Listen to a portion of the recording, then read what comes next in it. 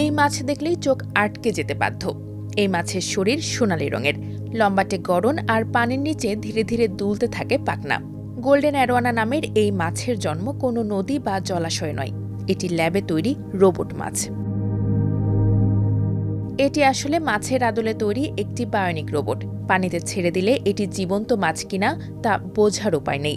এই রোবট মাছ মানুষের প্রয়োজনে পানির নিচের ঝুঁকিপূর্ণ কাজ করে দিতে পারবে। চীনের রাজধানী বেইজিংয়ে চলছে 2026 বিশ্ব রোবট সম্মেলন। সেখানেই প্রদর্শন করা হয়েছে এই রোবট মাছ। বাস্তব গোল্ডেন অ্যারোয়ানার চলাফেরার ধরন অনুকরণ করেই তৈরি করা হয়েছে এটিকে। এর ওজন প্রায় 2 কেজি। একবার চার্জ দিলে পানির নিচে টানা 5 ঘন্টার বেশি সময় চলতে পারে এই রোবট। তবে শুধু সাঁতার কাটতে পারে তাই নয়, রোবটটির মুখের ভেতর রয়েছে একটি ইনফ্রারেড শনাক্তকরণ মডিউল। পানির নিচে চলার সময় সামনে থাকা পাথর, জলজ উদ্ভিদ কিংবা অন্য যে কোনো বাধা শনাক্ত করে সেগুলো এড়িয়ে যেতে পারে সহজেই।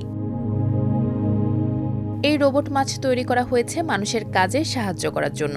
সমুদ্র, নদী কিংবা পানির নিচের বিভিন্ন স্থাপনা পরিদর্শনের মতো ঝুঁকিপূর্ণ কাজে মানুষকে সরাসরি পানিতে নামতে হয়, বিশেষ করে যেখানে পানির গভীরতা বেশি, দৃশ্যমানতা কম কিংবা বিপজ্জনক পরিবেশ। সেখানে একজন ডুবুরির জন্য কাজটি হয়ে উঠতে পারে ঝুঁকিপূর্ণ। সেই জায়গাতেই এই ছোট্ট রোবট মাছকে পাঠিয়ে দেওয়া যেতে পারে। এটি নির্দিষ্ট এলাকায় ঘুরে ঘুরে পরিদর্শন ও শনাক্তকরণের কাজ করতে পারবে।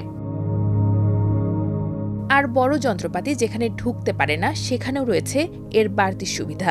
আকারে ছোট হওয়ার কারণে সংকীর্ণ জায়গার মধ্য দিয়েও সহজে চলাচল করতে পারে এই রোবট।